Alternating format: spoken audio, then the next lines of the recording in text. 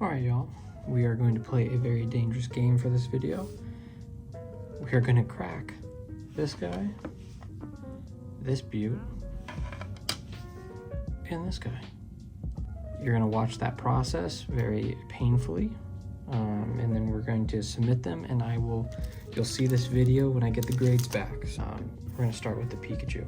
Now, I typically use not needle nose pliers, sharp cut there, but on one of these, because you have a little bit more leverage with that than the needle nose, but the process is the same. So what you're going to do is you're going to take the cutting edge and you're going to run through this corner, and you just kind of work your way across it, pop it off. They don't really shatter and go everywhere like they used to, so I'm happy with that. Don't go flying off. And watch as I say that, it'll do it. But so then we go to the other corner. One little piece shot off. And you're not gonna hurt the card, so it doesn't matter if twisting it and pulling it. I don't think I can have you here. No, ma'am, you gotta stop. Okay, so now that you have both of the quarters cut, you take your flathead screwdriver. Now this part, sorry if I'm not getting the most accurate shots here, you just want to look for a little bit of a space. Now these newer slabs don't have as large of a gap, so you have to be careful. Of course, don't stab yourself, but you just got to wiggle it, be patient, until, if you just heard that, and then you can watch it kind of pop open. So I just twist it, don't shove it in there. I have damaged cards that way in the past. So you get your screwdriver in there, and you just keep kind of pressing along the top. And you just keep pressing along the top. Keep twisting. Now I used this portion of the screwdriver and lifted this whole section here. So if we go back, I slid this in and then lifted up. Now we have a huge crack here. Now I typically like to try to, we can pull this out at this point, but I try to make it as even on both sides. Now we're getting a little dangerous because I'm getting close to the card, so we have to just watch that. And then most of the time, you can either slide it out, or we can just keep kind of popping it. And then the card will come out. And then of course have your little handy dandy sleeves ready. And there you go, we'll set that one aside. So the next one will be the Scizor. We're gonna go corner and corner.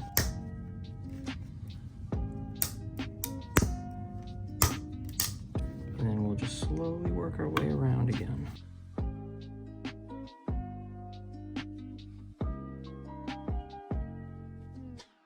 Now this is where it gets dangerous. You see how it cracked there? We don't want any uneven pressure because it could damage the card.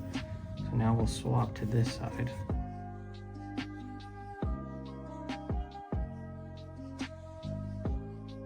But so this one actually popped open pretty easily because how the new slabs work is they kind of fit, the top portion fits over the bottom. It's actually a little bit easier to pop off than the old ones, so I'm thankful for that. Let's slide out the, now it did crack a little bit more, but there's no pressure on the card yet, so we will just keep an eye on it. We'll just slowly work off until that card pops right out.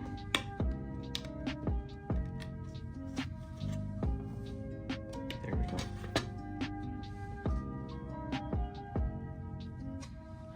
just make sure, because you can, if you're not watching, pinch the card.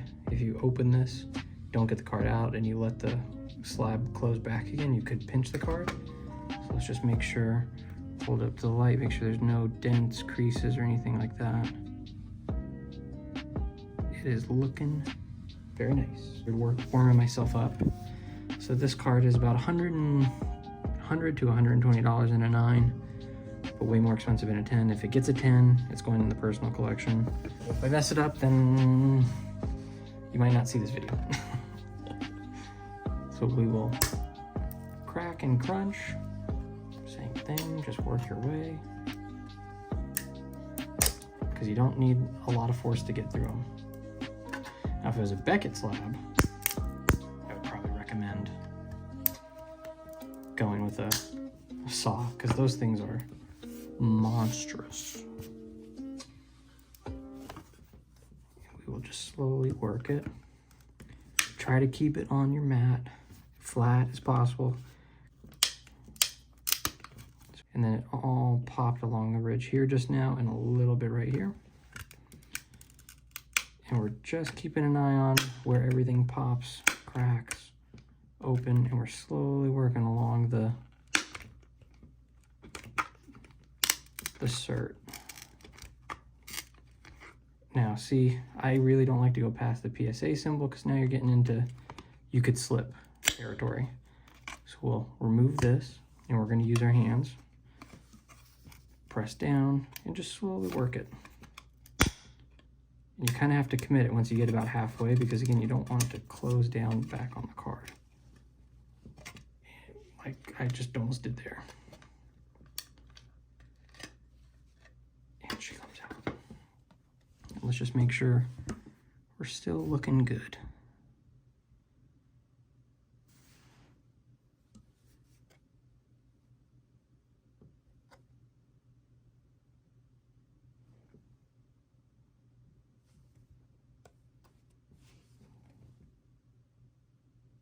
Still looking good to me. All right, get it in the sleeve. As soon as I get them back from grading, you'll see that next. All right, so I got the grades back. I'm filming this while I'm at work.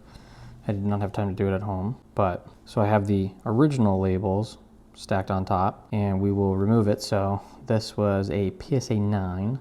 Now I thought this thing was mighty clean when it got a 9. And this is why I believe in my convictions, and I think you guys should too. If you think a card got a 10, crack it and resubmit it if it's worth it. So I'll have what this card is in a 9, the value-wise, and then what it is and what it got. If I can remove it without, there we go. And so, I mean, I kind of already gave it away, but so I was like, no, there's no way that this is a 9. So I was hell-bent. If it got a 9 again, then I would just kind of, admit defeat.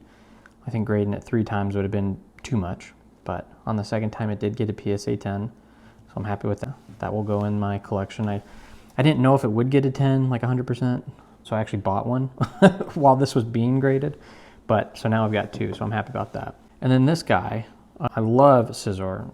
Like, I think it's devilishly underrated of a Pokemon. I think it deserves more artworks and special art rares and all that than it gets, so. But this is coming all the way back from 2000 in the Neo 2 for the Japanese set. I thought this thing was super clean when I got it. And I got it in a bulk purchase from Japan, so I was very shocked at how clean it was. So I decided to take a chance. I was like, you know what, I think this could get the 10. And let's take a look to see what it got. So again, it got a 9, and I'll have the pricing for everything. And we were lucky enough to pull the 10. Again, if this got a 9 again, I probably was gonna just suck it up, but so that's going to go in the collection as well. So far we are 2 for 2. Now this was the big boy that I cracked out. It got a 9 initially. I was like, there's no way. This thing is, the centering's great.